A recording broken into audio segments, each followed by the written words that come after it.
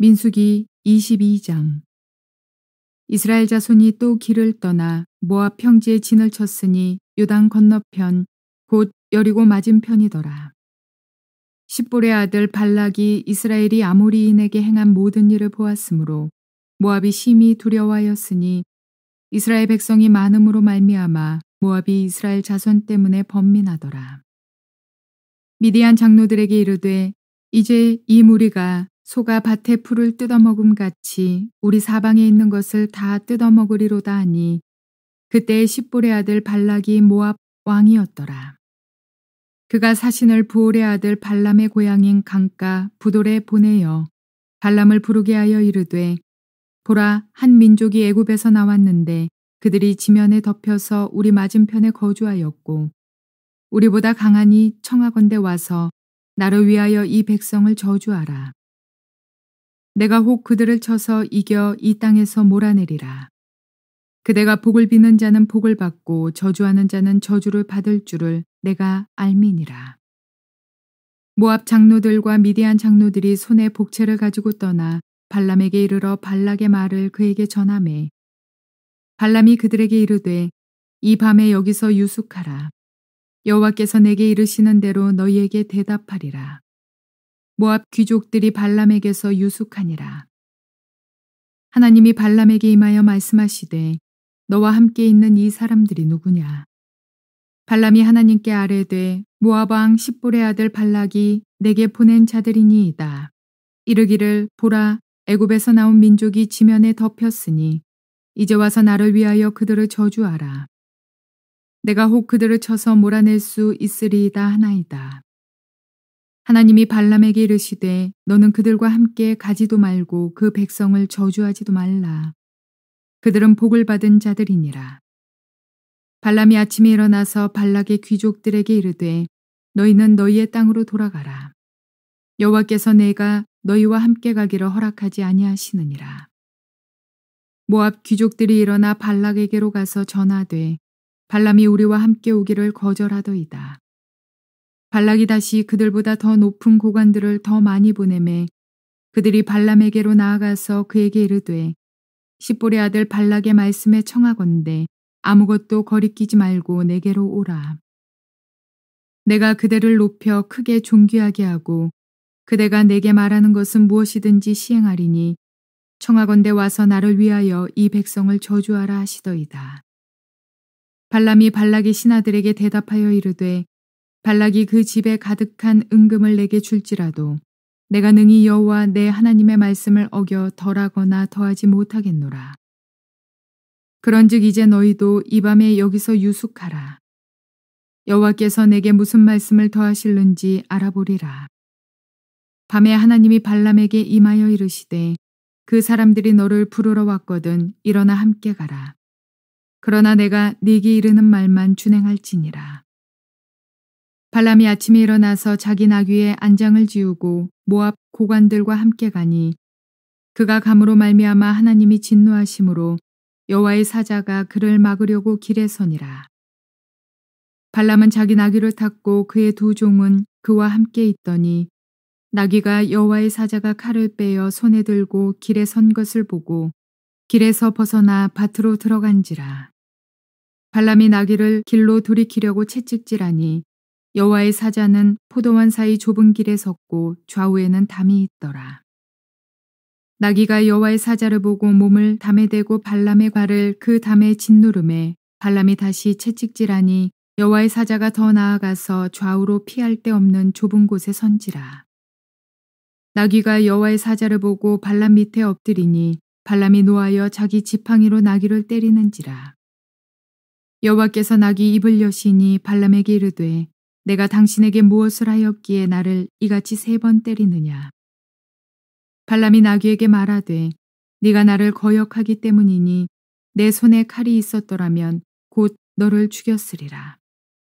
나귀가 발람에게 이르되 나는 당신이 오늘까지 당신의 일생 동안 탄 나귀가 아니냐. 내가 언제 당신에게 이같이 하는 버릇이 있었더냐. 그가 말하되 없었느니라. 그때 여호와께서 발람의 눈을 밝히심에 여호와의 사자가 손에 칼을 빼들고 길에 선 것을 그가 보고 머리를 숙이고 엎드리니 여호와의 사자가 그에게 이르되 너는 어찌하여 네 나귀를 이같이 3번 때렸느냐. 보라, 내 앞에서 네 길이 사악함으로 내가 너를 막으려고 나왔더니 나귀가 나를 보고 이같이 3번 돌이켜 내 앞에서 피하였느니라. 나귀가 만일 돌이켜 나를 피하지 아니하였다면 내가 벌써 너를 죽이고 나귀는 살렸으리라. 발람이 여호와의 사자에게 말하되 내가 범죄하였나이다. 당신이 나를 막으려고 길에 서신 줄을 내가 알지 못하였나이다. 당신이 이를 기뻐하지 아니하시면 나는 돌아가겠나이다. 여호와의 사자가 발람에게 이르되 그 사람들과 함께 가라. 내가 네게 이르는 말만 말할지니라. 발람이 발락의 고관들과 함께 가니라. 발락은 발람이 온다함을 듣고 모압 평경의 끝 아르논가에 있는 성읍까지 가서 그를 영접하고 발락은 발람에게 이르되 내가 특별히 사람을 보내어 그대를 부르지 아니하였느냐. 그대가 어찌 내게 오지 아니하였느냐. 내가 어찌 그대를 높여 존귀하게 하지 못하겠느냐. 발람이 발락에게 이르되 내가 오기는 하였으나 무엇을 말할 능력이 있으리이까. 하나님이 내 입에 주시는 말씀 그것을 말할 뿐이니이다. 발람이 발락과 동행하여 기럇 후솥에 이르러서는 발락이 소와 양을 잡아 발람과 그와 함께한 고관들을 대접하였더라. 아침에 발락이 발람과 함께 가고 그를 인도하여 바알의 산당에 오르매 발람이 거기서 이스라엘 백성의 진 끝까지 보니라. 자, 오늘은 민수기 22장으로 넘어갑니다. 22장을 통해서도 하나님께서 오늘날 우리에게 주시는 교훈적이고 계시적인 음성을 들을 수 있기를 바랍니다. 22장 넘어가기 전에 간략하게 이스라엘 백성들의 출애굽 경로를 설명해 드리는 것이 필요할 것 같습니다. 21장에서는 참으로 신기하기도 독특한 설명입니다. 왜냐하면 21장 전체는 굉장히 긴 여정을 짧게 설명하고 있기 때문입니다. 우리가 잘 아는 대로 가데스 바니아에 도착한 이스라엘 백성들이 12 정탐꾼 사건을 통해서 하나님 앞에 심판을 받게 되어집니다. 하나님 말씀하시기를 출애굽한 1세대들은 하나님의 엄청난 기적을 보고도 불평원망했기 때문에 정탐한 40일을 40년으로 삼아서 이 40년 동안 광야에서 방황하다가 죽게 될 것이라고 하나님은 이미 심판을 선포해 주셨습니다. 그래서 엄밀히 말하면 성경을 연구해 볼 때 가데스 바니아에서 하나님의 이 심판 경고를 받고 나서 출애굽 1세대들은 이 가데스 바니아에서 거의 다 죽어갔습니다. 쉽게 이야기해서 가데스 바니아에서 38년 동안 빙글빙글 돌면서 방황하다 거기서 다 죽었다는 이야기입니다. 가데스 바네아가 어디냐 하면 이스라엘 땅의 남부 지역, 지금으로 하면 네겝 땅이라고 하는 곳입니다. 네겝이란 말이 남쪽이란 뜻입니다. 남쪽 땅에 바란광야와 신광야가 있고 이 바란광야와 신광야가 만나는 그 중간 겹치는 지점에 가데스 바네아가 있습니다. 오늘날의 이스라엘 땅의 남부 지역에 있다는 거죠. 그 지역에서 그 좁은 땅에서 38년간을 뱅글뱅글 돌다가 1세대는 죽고 맙니다. 그리고 이제 드디어 하나님께서 1세대가 거의 죽고 난 뒤에 2세대들을 데리고 드디어 약속하신 가나안 땅으로 데려가는 여정을 설명한 것이 21장입니다.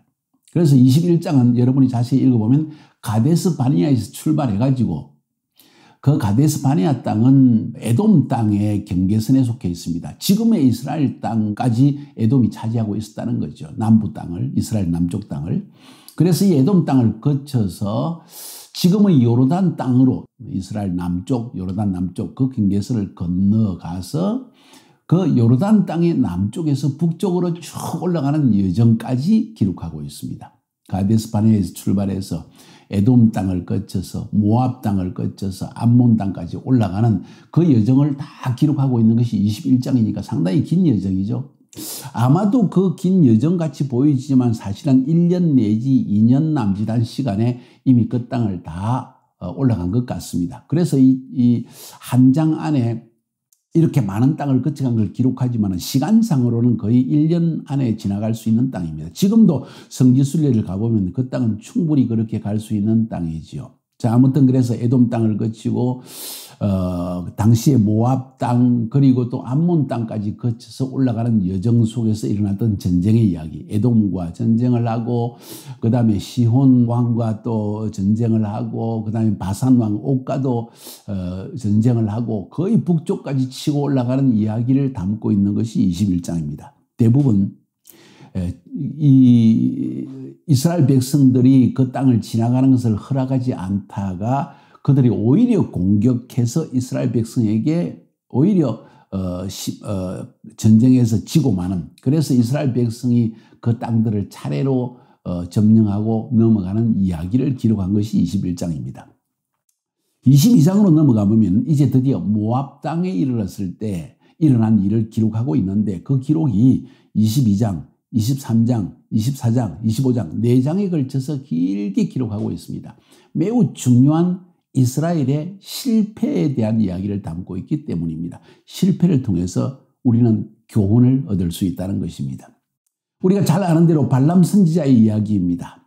모압 왕 발락이 이스라엘이 에돔을 전쟁에서 이기고 그 다음에 또 그 위에 시온 왕을 이기고 그 다음에 또 바산 왕 옥까지도 이기고 뭐 아말렉 왕들을 이기고 막 치고 올라온다는 이야기를 들으니까 덜컥 겁이 났습니다. 전쟁을 해가지고 이긴 왕들이 없다는 이야기를 듣고 이 모압 왕 발락이 상당히 겁을 먹고 어떻게 할까 궁리를 하다가 그 당시에 복술가요 점술가였던 발람이라는 선지자, 말이 선지자이지 하나님의 선지자가 아니라 그 당시에 신의 계시를 받아서 혹은 신의 힘을 빌어서 축복하고 저주하는 능력이 있다고 믿어지는 발람이라는 사람을 저 멀리 메소포타미아 땅 저쪽 유브라데 강까지 사람을 보내가지고 데리고 옵니다. 그리고 이스라엘을 저주하라고 한 이야기가 기록되어 있습니다. 이 사건을 통해서 사실은 발람 선지자와 하나님과의 대화, 또 발람 선지자와 모압 왕 발락의 대화가 많이 나오고 있지만 그 안에 숨겨진 매우 행간의 이야기, 매우 중요한 이야기를 오늘 성경을 통해서 우리는 배울 필요가 있습니다. 거기에서 우리는 하나님이 오늘날 하나님의 백성에게 주시는 엄청난 교훈을 볼 수 있기 때문입니다. 자, 오늘 1절부터 6절까지에서는 모압 왕 십볼의 아들 발락이 이스라엘 백성이 치고 올라오는 모습을 보고 너무 두려워가지고 그 당시에 그 모압이라는 땅 안에 살고 있는 미디안 장로들, 미디안 족속들이 함께 한 나라를 형성해 있었기 때문에 미디안 장로들을 불러가지고 대화를 나누면서 저대로 놔두면 안 되겠다. 이스라엘을 저주해야 되겠다. 신의 힘을 빌어서 저주해야 되겠다. 그래서 발람에게 사람을 보냅니다. 7절부터 14절까지 보면 이 발람에 대한 이야기가 나옵니다. 발람이 누굴까요? 그 당시에 메소포타미아 땅의 유명한 술객이라는 걸 알 수가 있습니다. 실제적으로 있던 사람일까요? 실제적인 인물이죠. 1967년에 요단강과 야복강이 만나는 지점에 데이르 할라 혹은 데이르 알라라고 하는 땅이 있는데 그게 석회 조각을 발굴해냈습니다. 그 석회 조각이 119개로 되어 있었는데 그중에 12개를 조각에 이가 맞아서 한번 연결해서 해석을 해보니까 이런 이야기가 기록되어 있습니다. 발람은 요단 동편에 살았던 전설적 점쟁이로 자신이 꾼 꿈을 기록했다. 꿈에서 발람은 신들의 회의를 지켜보게 되었는데 다산의 여신 샤가르와 샤다이 신들이 세상에 가뭄을 주기로 결정했다. 발람은 이 가뭄이 모든 자연이치에 반전을 가져올 것이라고 했다. 어둠이 빛을 가리고 연약한 이들이 강한 새들을 제압하고 지혜로운 서성들이 제자들에게 비웃음을 당하고 가난한 자들이 부자들의 자리를 차지하게 된다는 것이었다. 이런 기록이 있더라는 거예요. 그러니까 발람이라는 사람이 실제적 인물이라는 걸 분명히 알 수가 있다. 여기서 알 수 있는 건 발람은 오늘날 말하면 무당 혹은 점쟁이라 볼 수 있습니다. 밤에 주로 계시를 받는 자입니다. 신들의 힘을 빌어서 점을 쳤고 그것을 통해서 혹은 축복하고 저주하는 능력을 가졌다고 사람들은 믿었던 그 당시 실제적인 인물이라는 거죠. 오늘 5절에 보니까 그가 발락 왕이 모압 왕 발락이 사신을 부올의 아들 발람의 고향인 강가 버도로 보내요. 이 강가라는 것은 유브라데 강을 의미합니다. 유프라테스 강이죠. 그러니까 이 버돌이라는 땅은 그 당시에 아람 나라의 영토였던 갈그미스에서 20km 남쪽에 위치해 주시니까 모압 왕이 발람을 데려오기 위해서 약 650km가 떨어진 곳에 사람을 보내가지고 데려왔다. 그 정도로 두려워했다는 거죠. 이스라엘 백성이 치고 오는 것을. 8절에 보니까 발람이 그들의 요청을 받아서 이스라엘을 저주하러 가보니까 8절에 이야기합니다. 발람이 그들에게 이르되 이 밤에 여기서 유숙하라. 여호와께서 내게 이르시는 대로 너희에게 대답하리라. 이스라엘의 신은 여호와인데 그 신이 이스라엘을 축복하기 원하는지 저주하기 원하는지 내가 들어보고 이야기해 주겠다. 이 발람이라는 사람은 단순히 하나님의 선지자가 아니라 모든 신들의 사정을 어떻게 신적으로 알아보고 그것을 가지고 혹은 축복하고 저주하는 능력을 했다는 걸 알 수가 있죠. 그래서 여호와께 내가 물어보겠다. 그들의 신에게 물어보겠다 하는 이야기죠. 발락, 모압 왕 발락의 발락이라는 이름은 파괴자라는 뜻입니다. 파괴하는 자라는 거죠. 그러니까 근데 이렇게 발람이 물어보니까 12절에 이런 답이 왔습니다. 함께 가지도 말고 저주도 하지 말라. 그들은 복을 받은 자들이니라. 여호와께서 이스라엘에 대해서 그렇게 말을 하더라는 거예요. 함께 가지도 말라. 잘 들으세요. 함께 가지도 말라. 저주도 하지 말라. 그들은 복 받은 자들이다. 이쯤 되면 하나님의 이스라엘 백성에 대한 뜻을 분명히 알 수 있지 않았을까요? 하나님의 이스라엘 백성을 향한 뜻, 여호와의 뜻을 분명히 알았습니다. 내가 함께 가서도 안 되겠구나. 잘못하면 같이 가다가 같이 밥 먹다가 같이 차 마시다가 같이 그런 사람과 get along 하다가 내가 어쩌면 그들처럼 묻어갈 수 있겠구나.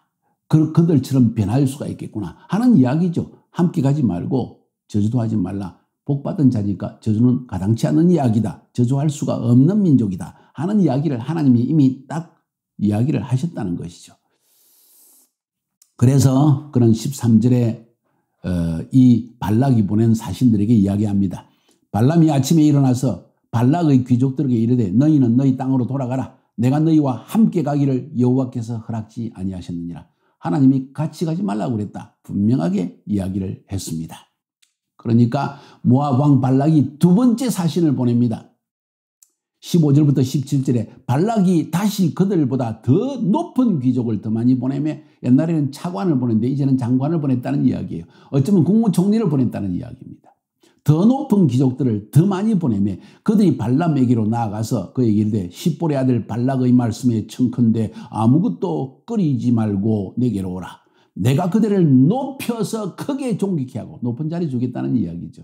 너한테 장관 자리 주겠다. 종교청 장관 자리를 주면 어떻겠느냐. 그대가 나에게 말하는 것은 무엇이든지 시행하리니 네 말하는 거 내가 다 들어줄게. 청컨대 와서 나를 위하여 이 백성을 저주만 해라. 하나님 뭐라고 말씀했죠? 함께 가지도 말고 그리고 이 백성을 저주하지도 말라. 그들은 여호와께 축복받은 민족이다. 말씀했지 않습니까? 하나님이 말씀하시면 끝. 변개할 수 없는 것이죠. 그 이야기를 듣고 발람은 여호와의 뜻을 알기 때문에 거절을 했습니다. 18절 19절에 그 집에 가득한 은금을 내게 줄지라도 내가 능히 여호와 내 하나님의 말씀을 어겨 덜하거나 더하지 못하겠노라. 그런즉 이제 너희도 이 밤에 여기서 유숙하라. 여호와께서 내게 무슨 말씀을 더하실는지 알아보리라. 자, 여기서 잠깐 멈춰보세요. 발람이 한 이야기가 말도 안 되는 소리. 은금을 아무리 산처럼 쌓아놓고 준다 해도 나는 갈 수가 없다. 여호와께서 말씀하시기를 가지 말라고 그랬다. 하나님이 말씀하신 것을 어겨서 더하거나 덜할 수가 없다. 그러니까 자, 함께 가지도 말라. 저주도 하지 말라 그랬는데 내가 뭘 말할 수 있겠느냐. 그런데 왜 발람이 이 말을 했을까? 여러분 생각해 보셨습니까? 그런즉 이제 너희도 이 밤에 여기서 유숙해라. 오늘 밤 여기서 한숨 자세요. 여호와께서 내게 무슨 말씀을 더하실지 알아보리라. 하나님이 혹시 어떤 말씀을 더하실지 내가 들어보겠다. 여러분 여기서 마음의 갈등이 일어나는 모습을 볼 수 있습니다. 발람의 심령 속에 은금을 준다. 높은 자리를 준다. 네가 요청한 건 다 줄게 하니까 발람이 마음이 흔들렸다는 거예요. 여러분 잘 들으세요. 마음이 흔들렸다는 거예요. 무엇 때문에? 돈 때문에, 높은 자리 때문에 마음이 흔들렸다는 거죠. 지금 타협의 순간이 온 것입니다. 왜 타협의 순간이 왔습니까? 하나님 말씀에 굳게 서지 못하고 물질에 대한 욕심, 높은 지위에 대한 욕심이 이거 조금만 타협하면 내가 이 세상에 잘 살 수 있고 내 자녀들도 잘 살 수 있고 평생 수고하지 않고 먹고 살 수 있겠는데 하는 마음이 자기도 모르게 들었다는 거죠. 그의 의식 속에는 여호와의 말씀에 절대로 순종해야 된다는 것을 알고 있었지만은 그러나 내 마음속에서 일어나는 이 유혹 혹은 이 갈등을 이겨낼 수 없었던 것이죠. 발람이 거절했음에도 불구하고 여기 하룻밤 주무세요. 하나님이 뭐라고 더 말씀하실지 한번 들어볼게 하는 이야기에 벌써 이 사람은 시험에 빠지기 시작한 것입니다. 사랑하는 여러분, 굉장히 중요합니다. 시험은 다가오면서 우리에게 검은 글자로 혹은 빨간 글자로 이것은 시험이다 하고 오는 것은 절대로 없습니다. 내 마음속에 조금씩 일어나는 의심 혹은 내 마음속에 일어나는 조그만 욕심 혹은 두려움을 해소시켜주는 뭔가의 유혹적인 제한 이런 것들이 결국 나를 넘어지게 한다는 거예요. 좀 더 쉬운 길, 좀 더 편안한 길, 좀 더 축복된 길, 좀 더 그런 길을 찾다가 나도 모르게 걸려든다는 것이죠. 그리고 그렇게 했을 때 하나님께서 20절에 그 다음 절에 말씀하십니다. 그 사람들이 너를 부르러 왔거든 일어나 함께 가라. 그러나 내가 너에게 이런 말만 준행할지니라. 그 사람들 왔지 않느냐? 함께 가라. 아까 뭐라고 말씀하신지 기억하시나요? 함께 가지도 말라, 저주하지도 말라. 근데 하나님이 너를 부르러 왔거든 일어나 함께 가라. 제가 말하는 툴을 이야기해. 그래? 너 부르러 왔잖아. 가봐. 뭔 이야기인지 아십니까?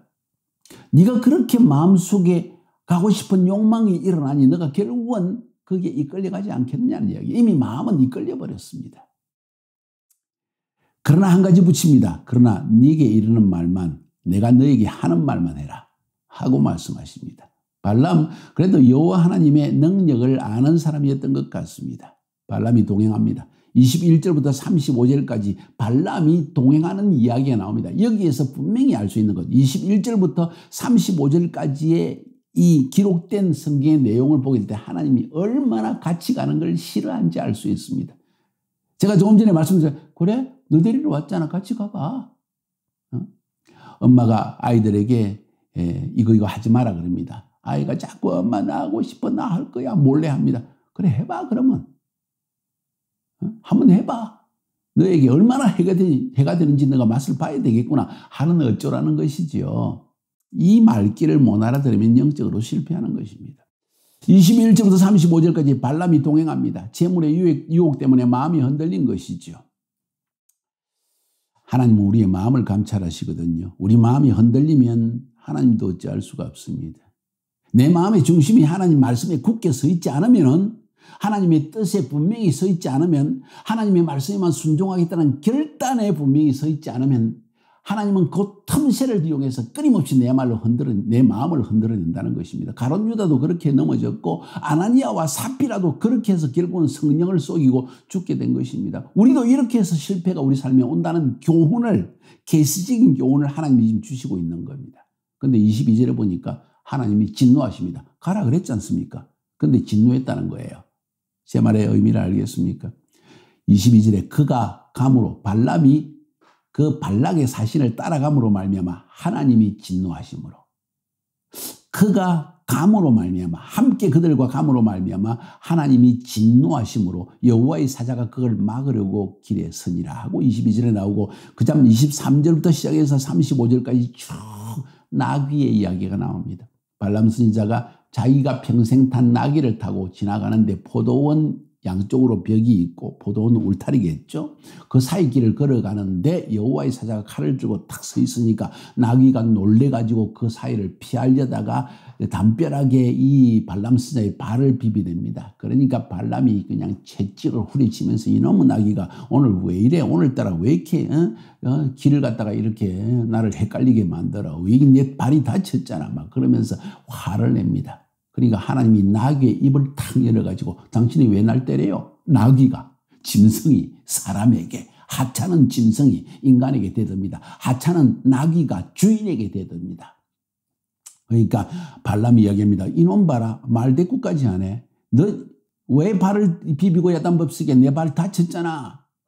그 순간에 하나님께서 발람의 눈을 딱 열어주신데 여호와의 사자가 칼을 딱 들고 서 있습니다. 죽이려고 서 있습니다. 놀래가지고 납작 엎드리니까 하나님 사자가 이야기합니다. 네가 하나님 말씀에 불순종해서 갈래하는 것을 나귀가 막으려고 했는데 네가 지금 나귀를 친 것 아니냐. 이 나귀가 아니었으면 너 이미 내 칼에 죽었어? 하고 여호와의 사자가 이야기합니다. 발람이 여호와의 사자에게 이야기합니다. 34절에 내가 범죄하였나이다. 당신이 나를 막으려고 귀에 서신 줄을 내가 알지 못하였나이다. 당신이 이를 기뻐하지 아니하시면 나는 돌아가겠습니다. 여호와의 사자가 발람에게 이르되 그 사람들과 함께 가라. 내가 너에게 이르는 말만 말할지니라. 발람이 발락의 귀족들과 함께 가니라. 하나님께서 기회를 주신 것입니다. 함께 가지 말라 했는데 너는 어기고 갔지 않느냐. 그래서 쳐 죽일 수 있지만은 기회를 주십니다. 그래, 어차피 네 마음이 동해서 이미 가려고 마음을 먹었으니 내가 한 번은 용서해 주는데 이것은 한 번의 용서이다. 그러나 가서 또 내 말에 거역하다가 넌 죽을 줄 알아라. 그런 이야기죠. 내가 하는 말만 해라. 발람이 따라갑니다. 그 이야기가 지금 기록되어 있습니다. 그러니까 36절에서 40절 그 다음에 이 발람이 모압 왕 발락을 만나게 되었습니다. 발락이 하는 이야기가 내가 어찌 그대를 높여 존귀하게 하지 못하겠느냐. 내가 마음만 먹으면 너에게 은금을 줄 수 있고 대궐 같은 집을 주고 높은 자리 종교청 장관의 자리를 내가 주겠다. 네가 원하면 나에게 국무총리 자리를 줘서 내 다음 가는 버금가는 두 번째 2인자로 이 나라에서 만들어주겠다. 뭐 그런 이야기 했다는 거죠. 그러니까 발람이 대답합니다. 내가 오기는 했지만 뭘 말할 능력이 있으리까. 하나님이 내 입에 주시는 말씀 그것만 말할 뿐입니다. 정신 차린 거죠. 그까지 좋습니다. 이까지가 지금 오늘 40절까지 기록된 내용입니다. 그러니까 발락이 발람을 소와 양을 기름진 걸 잡아가지고 샤실릭을 만들고 바베큐를 해가지고 실컷 잔치상을 베풀고 합니다. 사랑하는 여러분, 발락은요, 사람은 돈에 약하다는 것을 알고 있는 거예요. 사람은 높은 자리에 약하다는 걸 알고 있습니다. 사람은 언제나 타협할 수 있는 존재이다. 사람은 언제나 돈과 명예와 여자만 있으면 무너뜨릴 수 있다는 사실을 발락은 알고 있습니다. 발락의 이름은 약탈자, 파괴자입니다. 돈과 재물 그리고 높은 지위와 여자를 통해서 무너뜨리는 자이죠. 왜 이 작가의 첨가인지 나중에 여러분이 들어보면 알게 되십니다. 그리고 마귀는 죽이고 멸망시키려는 것이라 하는 요한복음 10장 10절의 말씀대로 결국 발람을 멸망시키려고 발락은 큰 잔치상을 베풀고 그리고 큰 제안을 주게 됩니다. 네가 원하는 것 다 이야기해라. 발람이란 이름의 의미는 백성을 파멸시키는 자라는 뜻입니다. 바락, 백성을 파괴시키는 자가 발람이라는 거죠. 백성을 파괴시키는 자. 어떻게 파괴시키느냐. 나중에 이야기에 쭉 흘러나옵니다. 자, 오늘 이 본문 22장에서 배울 수 있는 매우 중요한 이야기는 결론적으로 베드로후서 2장 15절 16절에 나와 있습니다. 저희가 바른 길을 떠나 미혹하여 보올의 아들 발람의 길을 쫓는도다. 교회 안에 하나님의 백성 가운데 미혹을 받아서 바른 길을 떠나는 자가 있고 발람의 길을 쫓는 자가 있다. 발람의 길이 뭘까요? 그는 불의의 삭슬 사랑하다가 돈 사랑하다가 재물에 대한 욕심 때문에 자기의 불법을 인하여 책망을 받되 말 못하는 나귀가 사람의 소리로 말미암아 이 선지자의 미친 것을 금지하는 자, 미친 짓이라는 거예요. 잠시 잠깐 재물에 대한 욕심 때문에 하나님의 말씀에 불순종하는 것이 미친 짓이라는 거예요. 잠시 잠깐 재물에 대한 욕심 때문에 높은 자리 때문에 의자 때문에 이런 짓을 하는 것이 미친 짓이라고 말하는 거예요. 오늘 22장 전체에서 말하고 있는 가장 중요한 내용이 뭔지 아십니까? 모압 왕 발락이 귀족들을 통해서 제안한 이 재물 그리고 높은 지위에 대한 이 제안이 그들에게 이 발람에게 유혹이 되어져서 불의의 삭스를 사랑하다가 미친 짓을 행했다는 거예요. 어떤 미친 짓입니까? 함께 가는 미친 짓을 행했다는 거죠. 하나님은 함께 가는 것조차 싫어하셨다는 것입니다. 이것이 바로 우리가 발람 선지자를 통해서 배우는 것입니다. 오늘 제목이 발람 선지자를 통해서 배우는 것. 우리도 하나님의 선지자로 부름받은 자들입니다. 왕같은 제사장으로 부름받은 자들인데 우리도 동일한 이 발람 선지자와 같은 엄청난 불법을 행하는 자로 빠져들 수 있다는 것을 성경은 우리에게 가르치고 있다는 것이죠. 자, 이것이 한 번, 두 번이 아니라 우리 인생의 패턴이 될 수 있다는 것이 중요한 문제입니다.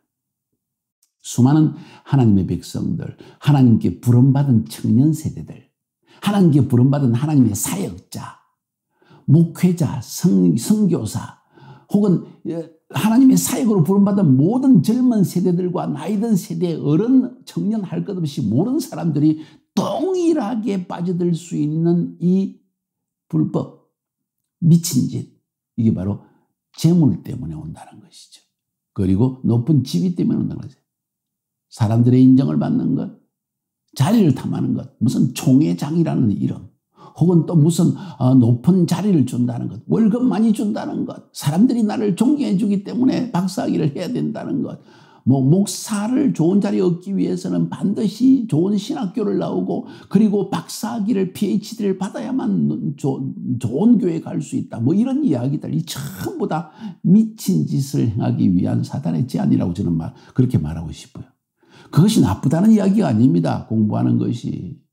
그런 자리에 있는 것이 죄라는 것을 말하는 것도 아니에요. 중요한 것은 사단이 그런 것을 통해서 하나님의 말씀에 우리를 불순종하게 만든다는 것이 문제라는 것이죠. 발람 선지자의 길, 여러분 어떻게 하겠습니까? 걸어가겠습니까? 안 가겠죠. 마음은 그렇죠. 실제적으로 이러한 제안이 들어올 때 여러분은 그것을 물리칠 강한 결단이 있습니까? 이것이 중요하다는 것이죠. 오늘 이 말씀을 가지고 묵상하시고 실제적으로 여러분 삶 가운데 이런 일들이 있었는지 또 어떻게 이런 것을 이겨낼 수 있을지를 한번 나눠보시고 토의하시고 기도하는 여러분이 되기를 바랍니다. 승리합시다.